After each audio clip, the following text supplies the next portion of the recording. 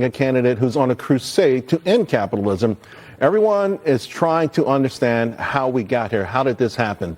Now, the experts have been offering us solutions for years. In fact, think about this. Jamie Dimon wrote a compelling piece back in 2020. Of course, the problem with the Wall Street banker coming up with a solution is that, well, we know they took the biggest bailout in history, and they always seem to get paid no matter what. And if it's not the federal government, it's the Federal Reserve, right? Always lying in the pockets of these folks. Moral hazard, we know that. In fact, there's something Scott Bessent wrote about this week. You got to read his piece. Socialism for investors, capitalism for everyone else, which means creative destruction. If you lose it, then too bad. We know America is the wealthiest nation in the world. Adjusted for inflation, in fact, 1/3 of our country earns $150,000 a year. But here's the thing. We don't measure ourselves by what other nations earn, right? We don't care that there's no extreme poverty here versus 28% in Ethiopia. And no group is more upset than young adults.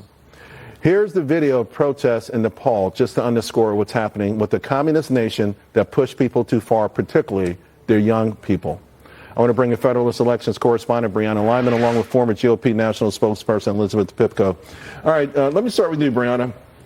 This Gallup poll that's got a lot of attention. It wasn't that socialism is going up. It only went up like 3 percentage points. But capitalism is beginning to go into free fall.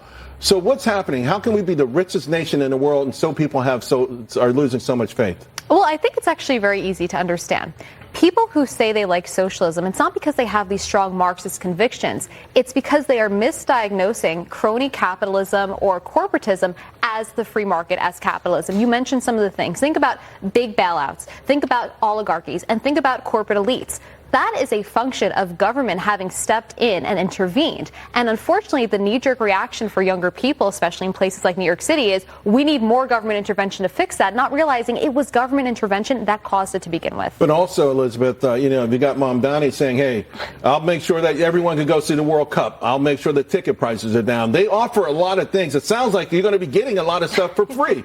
It sure sounds like it, but it's never the reality. It's unfortunate. You said America's the wealthiest country in the world, and people like Mamdani use that as a negative. But the fact is, we're not just the wealthiest when it comes to that dollar amount. We're the wealthiest when it comes to opportunity, when it comes to possibilities for those young people. That's what they're not being told. They're being told that people have more than them, instead of being told that in the one country in the world where they were lucky enough to be right now at this moment, they can have even more if they work their butts off. Another thing people are bracing for with Mamdani is a spike in crime, right? He's talking about letting thousands of prisoners walk free. And we've already seen like this crime issue. We saw the horrific murder of the Ukrainian woman.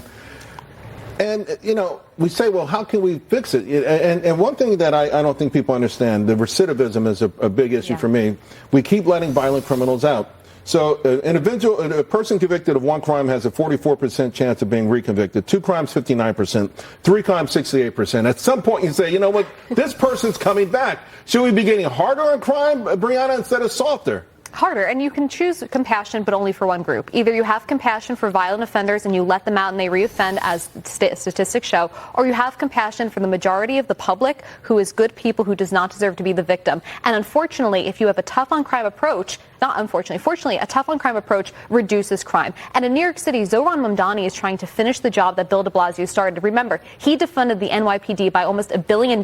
You saw crime spike 2020, 2021. Zohran Mamdani says that he wants to have community departments to send mental health services. We have that. It's called the Be Heard program. 60% of those calls cannot be handled by a mental health professional. They need cops. Mental health professionals are not going to be the solution to violent criminals. Elizabeth?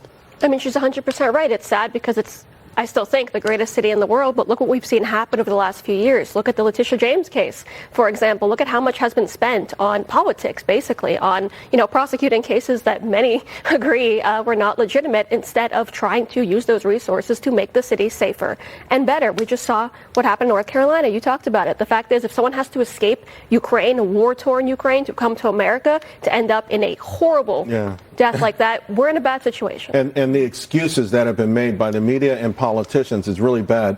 The other answer I always talk about on this show, and particularly with the birth rate crisis we're in, is just marriage, right? How about we get married, we start having some kids? Well, did you guys see this NBC poll on Gen Z? Men who voted for Trump, having children is at the top of the list. and women who voted for Harris having children is at the very bottom of the list. I mean, there used to be a book called, I think, Men Are From Mars, Women Are From Venus, you know. Now it's like the Republicans are from Mars, and I don't know where the hell Democrats are from. But, Elizabeth, I mean, if we don't get back to sort of the families as a nucleus, I think the country's doomed. 100%, and I think people miss that. They're very, focused on the difference between the two parties when it comes to policies, foreign policy approach, for example, not value system. That's what actually changed between the two parties. They agreed 20, 30 years ago that we lived in the greatest country on the face of the earth. They agreed that having a family was important, that they wanted to encourage that. They agreed on basic things, and now they don't. One party encourages one thing, and one party encourages young women, for example, to separate themselves and live a very dangerous, I think, life.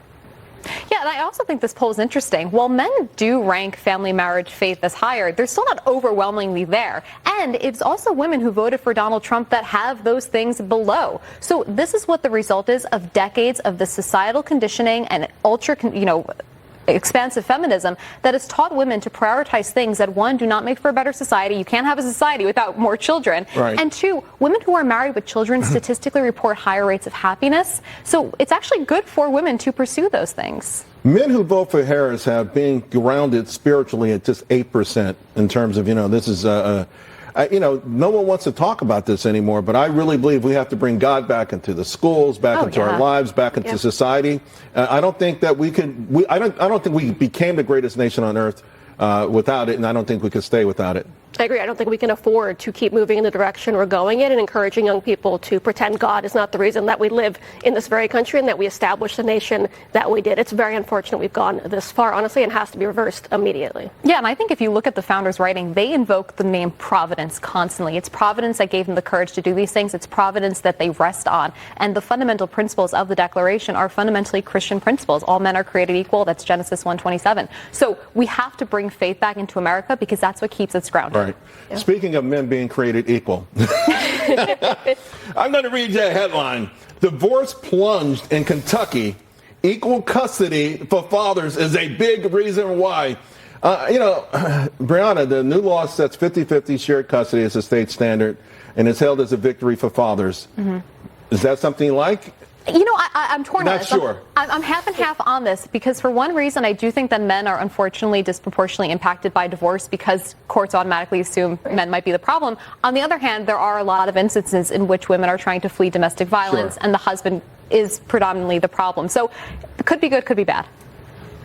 I agree. I'm awkwardly split on this. At the same time, I think the fact that anyone's celebrating any kind of, move towards divorce is a really sad place to be. Yeah, unless you just got divorced. Anyway, Brianna, Elizabeth, thank you both very much. Thanks, All right, folks, I'm changing.